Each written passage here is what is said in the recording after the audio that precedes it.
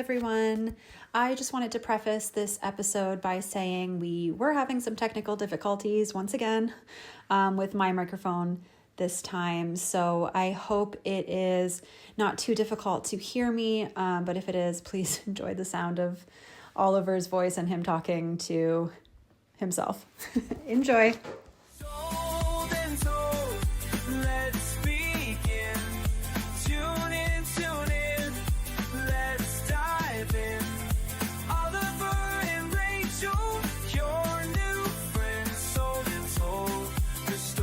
Never end.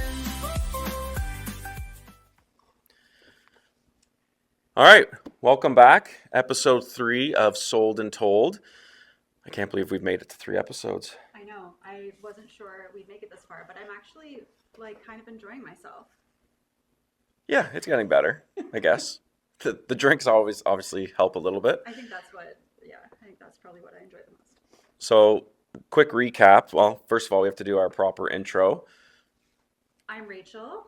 And I am Oliver, and together we are our own co-realty group. You know the drill. Like, share, subscribe. We have to get, I think we're at 25, 30 followers maybe? On YouTube? On YouTube, but big announcement. Like we said last episode, we were going to do some homework, and what did we have to do? Yeah, we were able to get on Spotify. Actually, not as hard as we thought it was going to be. No. But yeah, there we are. So hopefully you guys are enjoying listening on Spotify. I know I love listening to my podcast on Spotify, so I hope you guys are liking it too. So week 1, we had mimosas. Yes. Week 2, we had espresso martinis. We did. Okay. And now that we've kind of passed Thanksgiving in Canada and we're approaching Thanksgiving in the US and it's super fall-y out and the leaves have fallen and I'm now being a pain in my ass while I have to pick them up day in and day out. Nothing screams fall more than a Manhattan. Oliver's been wanting to do Manhattan since day one, so I'm happy you got your wish. I know. It's been a hard time coming. So what do we have in a Manhattan? Thanks for asking, Rachel. Normally I like to do a bourbon, but we don't want to turn this into a political podcast. But right now bourbon's a little tricky. Mm-hmm. So we're going to go with a rye. This is a pivot because normally I like to, pay attention. Normally I like to do a take on an Italian Manhattan where I don't use red vermouth. I use an Italian liqueur, Amaro Nonino, big shout out. Didn't have any of that because it's fall and I've been to multiple hockey tournaments, so that bottle's empty. So Rachel brought in a little red vermouth. So we're just going to do some rye, some red vermouth, some orange bitters, some maraschino cherries, some of the juice from the cherries, a little shake. And there you have it. And there we have it. I hope you make them doubles. I don't even know what a single is. Exactly. So in the meantime, while I'm pouring, what's up for this week? So we do have a very special guest on the pod today. I'm going to introduce her in just a second. Last week Who's we? You and I. Oh, I thought you were talking about your family. I guess it was 2 weeks ago. 2 weeks ago on the pod, we talked about... The pod, eh? On the pod. Is that what cool people call podcasts? Let's get some of this stuff out of here. We already have enough people say we're alcoholic. So if you haven't listened to the previous episodes, please do that because then this will make more sense. But we spoke about, potentially getting a dog or how the kids wanted a dog for Christmas. Things moved a little quicker than expected. And she's chewing on my shoes at the moment. What do we got? Who we got? But we've got Georgie. So this is my new baby. She's 10 weeks old. She's a mutt. We got her from the Humane Society, so we don't know exactly what breed she is, but she's part Dumbo. They think she's part Mastiff. So she's going to be a big girl, but she is a sweetheart for the most part. Do you want to say hello? Say hi. I think I should hold her. Say hi. She likes me more anyway. Oh, but she's attached to the... take her leash off. Okay, take it off, but... All right. Oh, she's my good girl. Oh. So after we recorded the podcast, we recorded it, it was It was No. 2 weeks ago on a Tuesday we recorded it. I know. And Just carry the show. the next I'm fine. day... I'll be fine. Kisses. Mwah. The next day I decided to fill out some applications. So I filled out some applications for some rescue organizations and the Humane Society. And I thought it was going to be like a really long process. I thought they needed to like vet the applicants and that... Well, I mean, she's going to a really good home. Like, Yeah, but they don't. Anyways, we thought it was going to take a long time. So I was like, let's get it started. Or actually, it was Andrew who was like, let's get the process started now so that we can hopefully get one by Christmas. So we filled out the application on Thursday 2 weeks ago.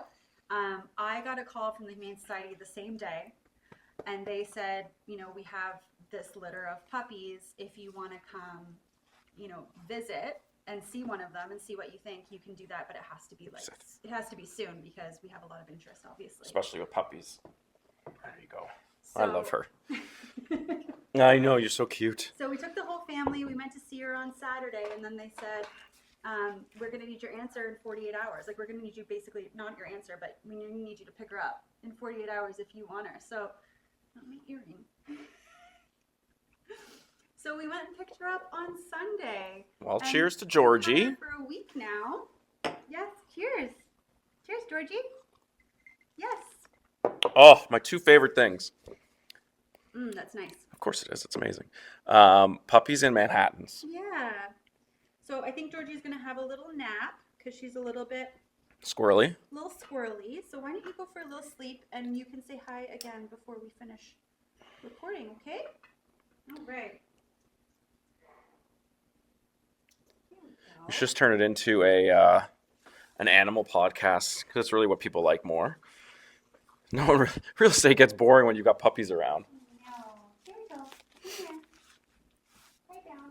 Good girl. All right, now we're all distracted. All right, so we've got Georgie, part of the clan. How do the kids like her?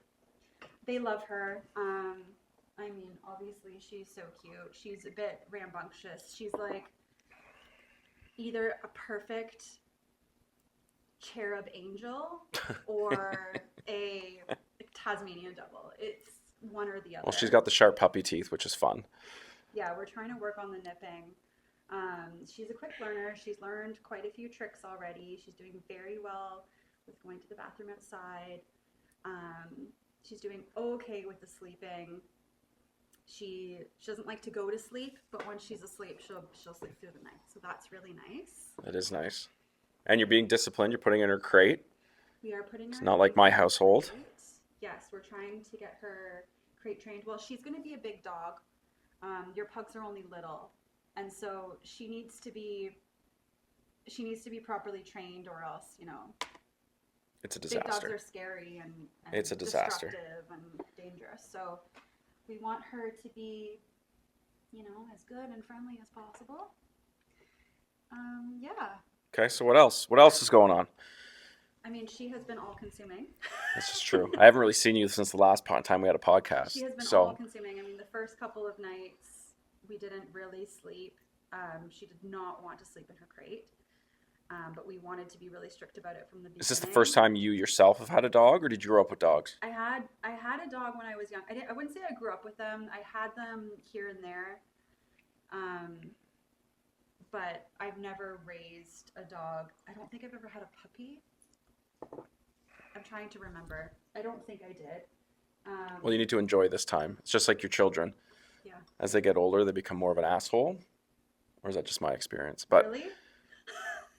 yeah, as they get older, they get crankier. There's like a sweet spot. Like until they're like 5 or 6, then they're really cool. I feel like from like 7 to like 14, questionable. And then after that, they kind of just become your friend again.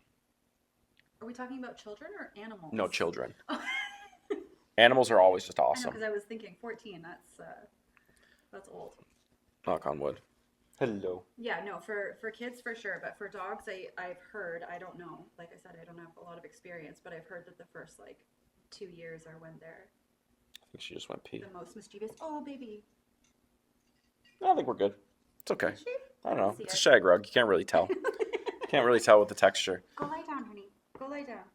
Oliver, what have you been up to? Why don't you take it away for a little bit? Well, instead of me getting a puppy, I had mentioned, I think, on the last podcast, we had my son had multiple hockey tournaments coming up. So that was quite honestly quite consuming. Yes, the people want to know about your Montreal trip and how the bus went. Oh boy. That's where we left it last time. Oh boy. Okay, so this is really going to be a podcast dedicated to work. Be quite honestly, there hasn't been much work Mm-hmm. the last 2 weeks with multiple hockey tournaments and puppies. Well, the market's slow right now as well. Yeah, I mean, it's one of the benefits of being kind of self-employed if you've got the discipline to benefit from those quiet times. So my son's hockey team rented a bus, as I mentioned. So we left on the Thursday. One thing I've come to realize is if you don't play euchre, you aren't like part of the cool crowd. Well, why don't you learn? I'm just not a big game guy, No. you know? So instead, I decided to just watch and consume beverages, which was a good thing because Montreal, there's not much to do if you're not having a cocktail in your hand. So, There's not much to do in Montreal. I know, but there's a big bar scene, which is all cocktails. Okay. But long story short, we had many late nights, and the tournament was mean and scheduled us for like 7:30 a.m. game. So you're getting up at 5 a.m., which isn't always fun when you're going to bed at 1 a.m. Little cross-eyed going to the rink. Sometimes I think I was cheering for the wrong team because I was, did well. They won, and then we got to drive home in our coach bus from Montreal to Milton. Now you're knocking over the booze. Through the snowstorm. So a 6 hour drive turned into a 10, 11 hour day, where I was having pretty much withdrawals in the second row of seating. Lovely. Shaking by myself while the kids were screaming and adults were playing cards. And did you try the gravel? Did you try mixing the gravel and booze? No, I was worried. Good. You had mentioned I probably shouldn't do that. And then my Yes. wife also said don't mix gravel with booze. Yes. And I believe her direct quote was, "Oh, you listened to Rachel, but you didn't listen to me." Well, because I have a personal experience. That's what I said. I'm like, she's used to mixing pills and booze. No. I'm just kidding. No, so what happened? I will tell the story now geez. because I said last week that I would, or 2 weeks ago. We were in Dominican. Andrew and I were in Dominican. This was a couple years ago. And we were doing the the catamaran boat tour to like the island. That whole spiel. Excursion. And we were going there on a speedboat and then taking the catamaran back. And I was very concerned about the speedboat because I do get motion sickness. And I was like, it's going to make me sick. I know You're going to be bouncing off waves and all that stuff. I don't want to get sick, especially not like on the way there. Like, yuck. So we went to the pharmacy at the resort and got motion sickness pills. I don't know. I'm assuming the ones there are a little bit stronger than whatever we have here. And they're probably your traditional like drowsy ones. Probably a non-drowsy, I would assume. I don't know. I don't remember, but we each took. Andrew was like, "I'll take one too, just in case." Like he doesn't really get motion sickness, but he decided to take one as well. So we each took a motion sickness pill. Got on the boat. Boat ride was great. We get there. They start giving us drinks. We had our we brought our cups with us, like a bubba. Your tumblers? Yeah, we brought our tumbler with us, and so they, were giving us rum and Coke in the tumbler, whereas everyone else had a little plastic cup. We had like a big one. Experienced travelers, yeah. But we only had one. I mean, it was probably. Well, I mean, by one, it was a 60-ounce glass of rum, so. So we had one, and when we got to the island, it was just a blur. I got all turned around and mixed up and got lost from the group. Walking along this beach on this island, could not find anyone that I recognized. Literally thinking, okay, well, I live here now because It could be worse. the boat's probably gone. I missed, how Could be Cambridge. you know how you get like a lobster lunch I missed the lunch. Literally was lost. It felt like hours. It was probably like 20 minutes, but it felt like hours. I was a mess. I was totally disoriented. And then Andrew actually comes and finds me. So I was like, thank God. But then we're at this point, we're both lost. We can't find our way back.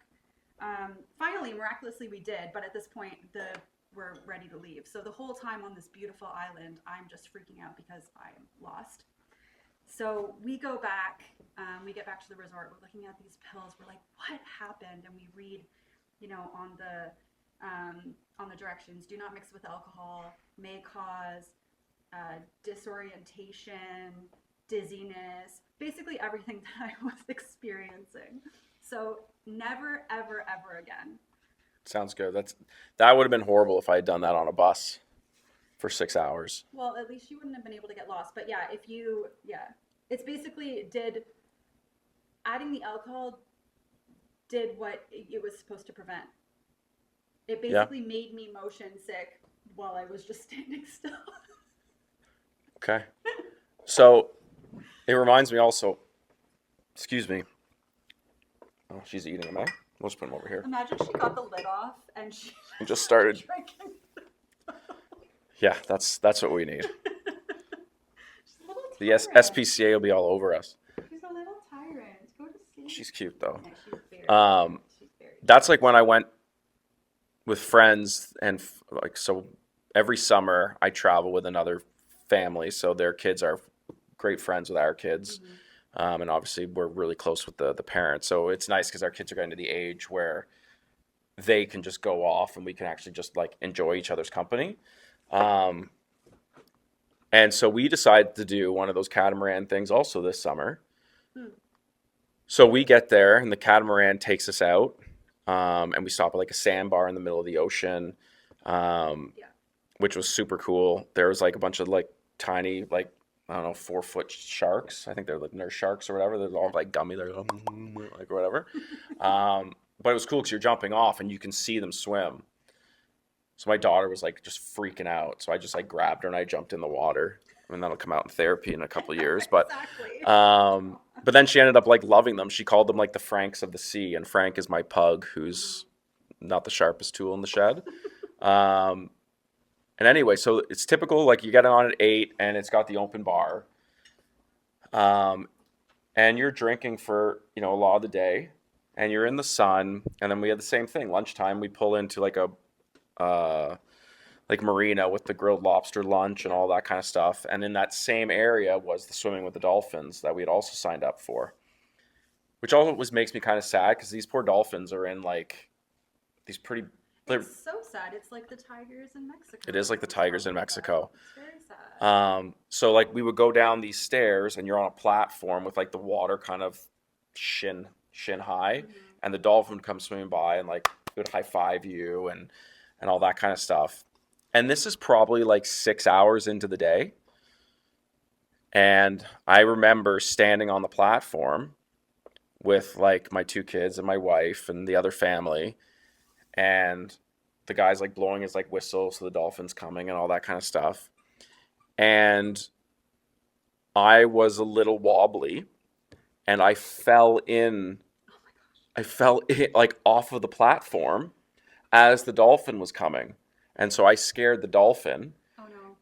And the gentleman who was running like the dolphin thing just starts freaking out on me. So I'm like floating there like in the dolphin thing with my life jacket on, not understanding like what's happening. There's like dorsal fins swimming all around me. And the guy's just like, "Vámonos, vámonos, vámonos," and kicks us all out of the dolphin thing. Oh. So now my children and my friends' children are all staring at me. They're like, "Thanks, Oliver." So you ruined it. I ruined the entire dolphin excursion. So they just kicked us out because I fell into the dolphin tank. Oh no. Yeah. So there's literally like, we've got videos of like the 8 of us, and then there's 7 of us in like the next frame because I just go whoop, right off the platform. Oh wow. It's a disaster. Oh wow. So if you didn't hear the story about the tigers in Mexico, that was from episode 1. But I was at Nico's basketball game on the weekend. He's in rec basketball, and we were having lunch with the whole team. Miko's your son. Yes, Miko's my son, and I'm obviously telling everybody about Georgie because I'm now a proud dog mom. So I'm showing pictures, talking about her, and they're, oh, she's gonna be a big girl. Look at those paws. It's gonna be awesome. Yeah, and then the one guy goes, that reminds me of when I had my photos taken with the tigers in Mexico. And then I stopped and I said, you did not. I said, He fully supported the business. I said, was it in Playa del Carmen? He goes, yeah. He goes, we were just walking down the street, and in one of the shops, they had tigers. They were babies, but their paws were like this big. And I was like, I cannot believe you got your photo taken. And then I told my story about how, I had given them shit for keeping these tigers drugged in this shop. They're probably on gravel. Anyways, I was like, what are the odds? What are the chances? What are the chances? It seems like we have a consistent theme about like alcohol and stories that we should probably like Deviate from? Yeah, because I know what's going to end up happening is my mom's going to eventually like catch up and watch all these things, and she's going to be like, Oliver, stop like drinking so much. Well, I wasn't drinking at the basketball. It was just a conversation. That's true. That had nothing to do with alcohol. No, but she's going to, well, no, but she's going to yell at me about falling in a dolphin tank and yes. not having a lot of sleep while trying to parent at a hockey tournament. Cheering for the wrong team, yeah. It's all. But in all fairness, I was like, I still got up. I made breakfast. We're at a Homewood Suite, so we had a whole kitchen. Yeah. And even some of the parents who are like, they kind of put us all on different floors. So, like I was on the 5th floor, and then there was a room directly above us on the 6th floor, the 7th floor, 8th floor, 9th floor. Mm-hmm. And all the parents said and asked me if I was making bacon, because I think the microwave vent was connected to all the rooms. Oh. So I made a full like pack of bacon because these stupid games were so early, we couldn't even take advantage of the hotel breakfast. So I made like bacon and egg bagel sandwiches at 5 o'clock in the morning and all that kind of stuff. So just for you and Jack. Just for Jack and I. No, just for Jack and I. I'm not making 40 egg sandwiches out of a hotel kitchen. No, that's crazy. But no, that's still pretty good parenting. No, I think you did well. It's pretty good parenting. Well, yeah. Speaking of toot my own horn there. Speaking of animals, I did look up how much it costs to rent reindeer for our Christmas event. Don't get me started on the Christmas event. I don't know if you looked into it, but do you know how much 2 reindeer cost for 2 hours? $1,200. $5,000. Well, they're our magical creature. $5,000. $5,000. And I could only find one company in the GTA that actually rents out reindeers. So that's probably why they're so expensive, because they're, supply and demand. Everything's expensive. I even contacted, and for those of you who don't realize, like every year we try and, we do host a toy drive to support families in Halton area. Through the United Way. Through United Way. Yeah. So they've been very good in helping us. But I wanted to try and step it up this year. Yeah. So I've been speaking with a number of food trucks because I thought it would be fun. You come, you get your picture taken. It's going to be more of like a brunch hour. It's going to be from like 11 till 1. Yeah, which I think is great because I think last year we did like 2 to 4 or something. And so many of my clients with young kids were like, we can't make it. That's nap time. It's nap time, and it's also sport time, like in the middle of a Sunday afternoon, especially like a lot of our friends, they could be traveling to Niagara for a hockey game or a basketball game or whatever. So we're going to do kind of brunch with Santa. And I was like, it'd be really fun if we had like a food truck outside to like give kids some fries or maybe a small poutine or anything like that. Mm-hmm. I couldn't find one for like if my life depended on it. A lot of people are like, our trucks are away for the season, or we're already booked doing a catering event. Yeah. And I was like, really? Or do you just not want to like hand out fries to children at a toy drive? It's like, who's booked at 11 o'clock on a Sunday? Maybe we should lie about what type of event it is. Maybe we should. But anyways, we do have our location booked. We have our date set. It's going to be on December 7th, which is also my birthday. So. Oh, shoot, is it? Yes. So please come and wish me happy birthday. And okay. Now I'm going to have to do something extra special. So yeah, it's going to be at St. Christopher. St. Christopher's Elementary School in North Burlington, 2400 Sutton Drive. Yep, so there's a little community room there that we have rented out for the last couple of years. We are going to have Santa Claus himself will be there. The OG? our photographer Patrick is going to be there taking photos for the kids. It's totally free. So instead of, booking your time at the mall to get the kids' photos with Santa. But even to get props, sorry to cut you off there, but even to get like props, I looked up yesterday. Mhm. Excuse me. I spoke to a company who, she's chewing my foot. Yeah, she's eating. Um, Georgie. Georgie, you're okay, babe. You're okay, sweetheart. Um, how much do you think it would cost for like, I don't know if you call it like a Santa throne? It's a Oh chair. yeah, yeah. And like the red carpet thing and just like a little backdrop. How much do you think that would cost for 2 hours? I mean, I don't think you can do anything for less than $1,000 right now. $1,500 plus tax for a rental of Yeah. equipment. No, but it's okay. We have a really nice setup. We've used it for the last couple of years. We'll probably do the same thing, but just like up it a little bit. Like every year, we want it to be a little bit nicer. We're going bigger and better a little bit year, yeah. And a big shout out, my buddy Jay Cumming has a couple of Tim Hortons in Oakville. So he's going to be donating hot chocolate and coffee. Yeah, and we will have some food. We might not have a food truck, but we will have some food. Do you think we're able to, like, can I just rent like a big barbecue and like grill hot dogs and stuff? Or do I need a food license, do you think? No, I think that's totally fine. I might do that. Barbecuing elf? Yeah, do we even need to rent a barbecue? Can't we just you can't bring your barbecue? I guess I could bring my barbecue. Anyways, Anyway, we'll discuss that later. There will be food. There will be hot drinks. Santa will be there. We will most likely have face painting and maybe last year we did cookie decorating. We might do something similar, or maybe gingerbread house making, something like that, just that the kids can keep themselves busy if they're waiting for their photo with Santa. And then our photographer, Patrick, he will take your picture and we will send it off to you. And like we said, everyone is welcome to come. everyone. You do not have to be a current or past client of ours. The whole community is welcome to come. Completely free. We just ask that you bring a donation. It can be a toy or any kind of gift, because the gift drive is not just for children. There are some adults who require gifts too. So like personal hygiene items are always welcome. Like hats, mitts. Because it is unfortunate when we're in a fortunate position. I think most of our like friends and family are in a fortunate position, but when we brought all the toys and stuff the last couple of years, there is a significant amount of need, unfortunately, Yes. for kids to try and have the merriest of Christmases. Especially So the last couple of years, it's been tough. with Yeah. the price of everything, it is hard for a lot of families, and we don't want any children feeling like they are, worth less because Santa didn't bring them, the toys on their list like they did for the other kids in their class. So please come. It'll be lots of fun, and it's for a great cause. Yeah. So that's gonna be December 7th. Mm-hmm. So we've talked about Georgie. We've talked about our escapades in the Caribbean. We've talked about our toy drive. She's sleeping now. She's such a good girl. Notice how she's sleeping by my feet. Yeah. So I will be taking her home. Oliver is an animal whisperer. It's Every true. time we go into a client's house and they have an animal, they will go straight to him. They will just bypass me, straight to Oliver. I mean, They know. it's terrible to say, but most of the time, I'm way more interested to just hang out with the animal. Like those are my people. I'm like the Ace Ventura of the real estate world.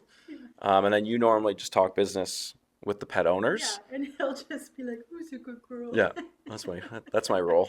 Exactly. Well, it's true. I mean, if the dogs or animals love me, then 9 times out of 10, the pet parents be like, okay, well, if the dog trusts Oliver, then That's what they say, right? it's true. Yeah, people. They are can like, sniff out trouble. I won't trust anyone that my dog doesn't like. Yeah. So we should probably talk a little bit about real estate because we're going to get long in the tooth here on episode 3. Yeah, so like I mentioned earlier, market's very slow right now, but it's typical for this kind of, this time of year. We are expecting, like we mentioned last episode, we are expecting things to pick up in the spring. There has been some real estate news though this past week. That ties into kind of a story that broke in mid to late spring, I guess. Yeah, it's hard to know whether this is mainstream news or if this is just real estate news because we are fed a lot of real estate That's true. news.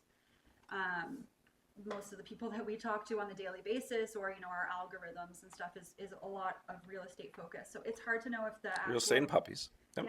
yeah it's hard to know if the public is like up to date with this information. For us it's kind of like, oh yeah, everyone's talking about it, but I don't know if that's So true. what happened in late spring? Um, so in late spring there was okay. So there's a brokerage called iPro Realty, a very large brokerage. This has happened. I think it may have happened before with smaller brokerages, but this was like one of the top 10 brokerages in Canada. A Yeah, very I very read large. 2,400 agents, give or take, 17 offices, Yeah, all kind of in Southern Ontario. iPro Realty. So same thing as like your Remax. It's a flagship. So your Remaxes, your yeah. Royal LePages, Century 21s. So quite a big brokerage. They had a pretty standard like audit coming up and an inspection, which Rico does from time to time with brokerages. Hold on, what's RICO? Okay, so RICO stands for the Real Estate Council of Ontario. It's kind of our governing body. So if someone does something wrong, you can submit a complaint to RICO. Yeah, it essentially is like you said, a governing body that oversees consumer protection. So Yes. it'll oversee um, your commissions as a realtor. It'll oversee your errors and omissions. It protects realtors, but also protects Yeah, they're also the ones that clients. hold our license. Yeah. So yeah, our license is with RICO, meaning we can trade real estate only in Ontario. If we were going to do so elsewhere, we would need a license with a different province's governing body. So, anyways, RICO was conducting an audit or an inspection, which they do, from time to time with all brokerages. And just before the inspection was scheduled, iPro, I guess, admitted to a shortfall in their trust account. Do you want to explain maybe what a trust account is? Yeah. So for those of you that have dealt in real estate, there's multiple times where money is held in trust, meaning it essentially goes into a protected account. So when you are involved in an agreement of purchase and sale, you have to put a deposit down. This is just one example of when a trust account comes into account. You have to put a deposit down that essentially validates your desire to move forward with the agreement of purchase and sale. Typically 5% of a transaction. So you can imagine if you've got 1,700 agents, or sorry, 2,400 agents across 17 branches, how many transactions, like the volume of cash flow going in and out of these brokerages. Yeah, and Um, the deposits are held until closing, which could sometimes be 90, 100 days. So, and it's important because a lot of the questions I get, especially from first time home buyers, they automatically assume when they cut a check for, let's say, $1 million property, it's a $50,000 check. They're worried that it's going to the listing agent when in fact it's going to the brokerage's trust account, which is monitored by lawyers and things of that nature. yeah, So it's protected. we don't take any money Never. personally. No. But yeah, all deposits are put into our trust account, and then that's also the account from which our commissions are paid. So it can hold at a time quite a bit of money. So Millions. Yeah. millions. iPro was experiencing a shortfall, and prior to their RICO inspection, they kind of came clean and admitted this because they knew it would be found out Yeah, it was going to be anyways. found in the forensic audit. So it was originally estimated that it was like over $10 million that was And it was missing. between two trust accounts. So it was their deposits account Hmm. was, I believe they said 6.5 million, and real estate commissions of 3 point, so the real estate commission trust account at 3.5 million. Yeah, And it's rare because essentially that money should be locked. Like that money shouldn't be taken out for different purposes. It can be taken out to be invested, but that's always disclosed. yeah. It should never be used to cover operating No. expenses or to pay wages or like any of that kind of stuff. It should be safeguarded, and the buyers or the public who is trusting brokerages to hold that money should be confident that it's not going to be misused. So, yeah, there was quite a significant shortfall. Eventually, obviously the brokerage was um, dissolved. They were forced to shut down. All of the agents were forced to, all of those agents who were licensed with iPro were forced to find other brokerages to go work for, um, and they shut down. But I think the problem is there's multiple prongs. Is people get very nervous and unsure of the real estate market to begin with. There seems to almost be this like negative stigma that real estate agents are, you know, out for blood and don't put their clients' needs first, which I'm sure is true, but it's true of any industry. It is sometimes the case, yeah. So there's always kind of that stigma. And now the biggest thing is RICO essentially let the guard down, which almost pours gasoline on that fire of doubt, because RICO, again, as we established, is the governing body that is also supposed to protect the consumer.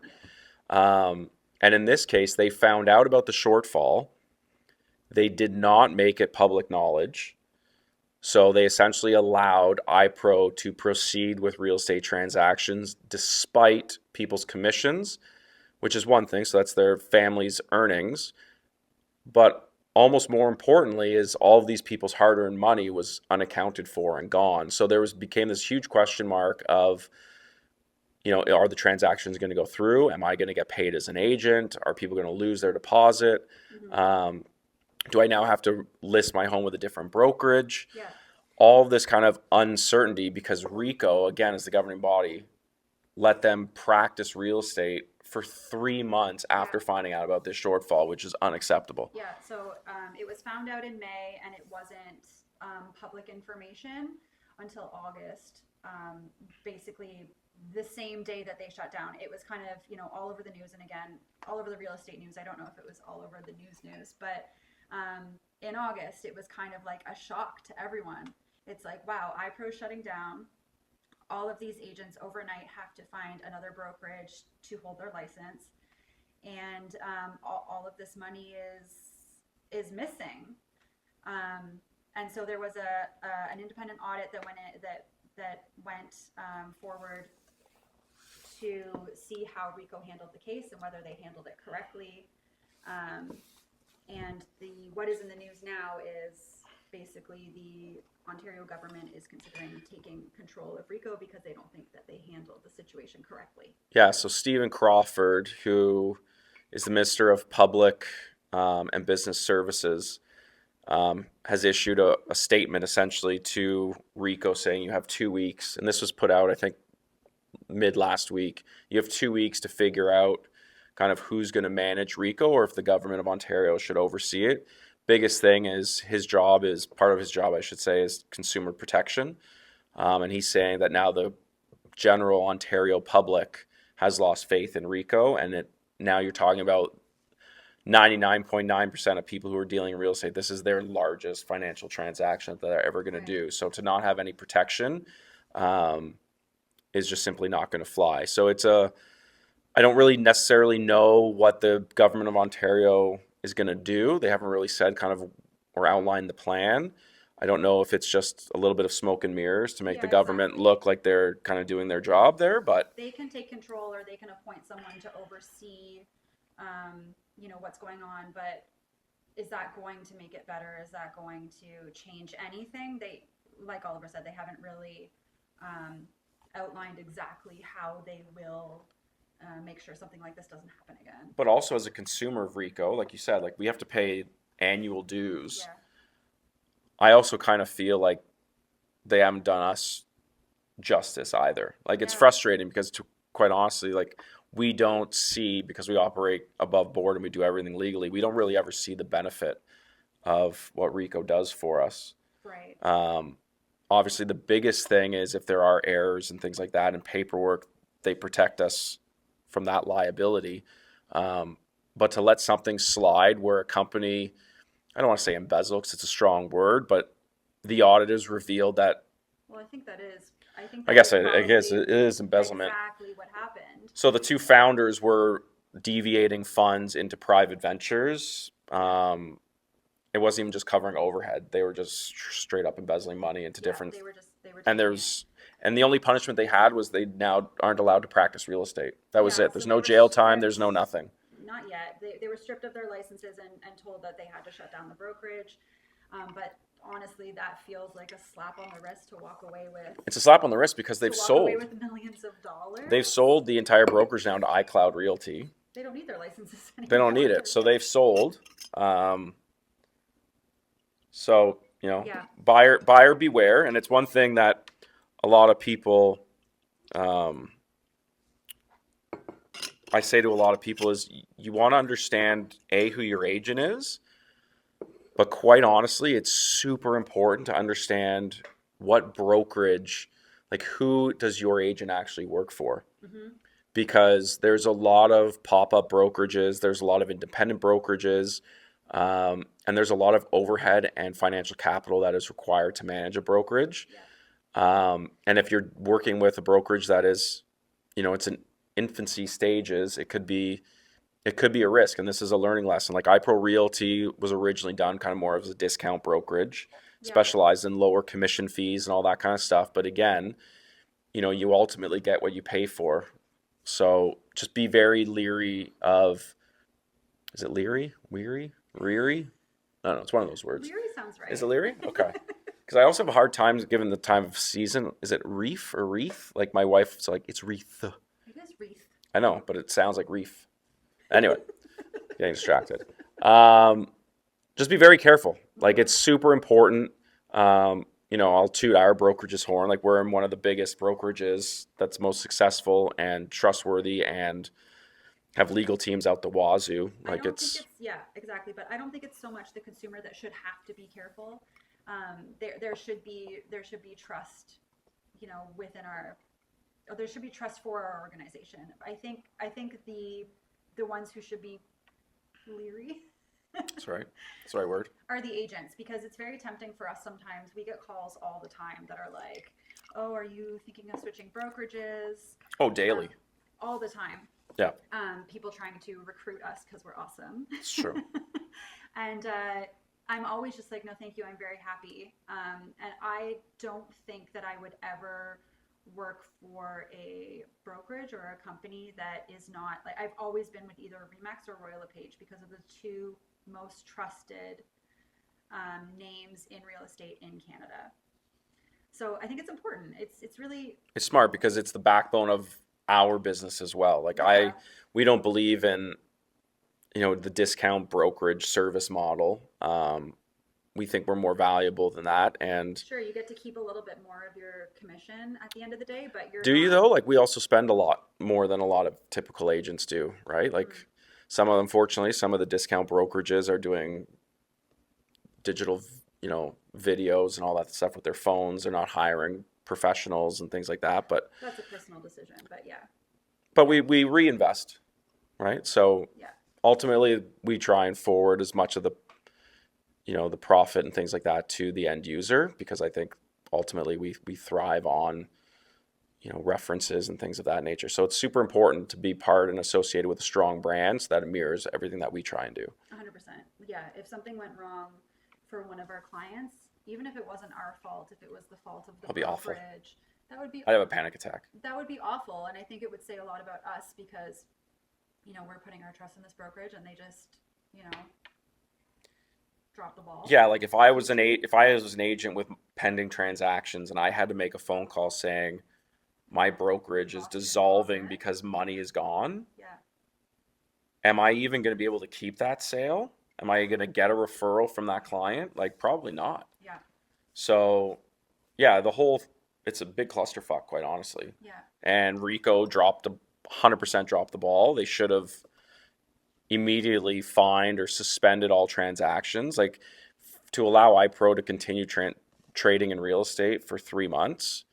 It was crazy. And I don't know a lot about apparently there was like a non-prosecution clause in the agreement that they struck with iPro, which is insane. It's like, okay, so I need to learn more about it, but we're not gonna prosecute you as long as you drop your license and dissolve your brokerage. Like that seems really insane.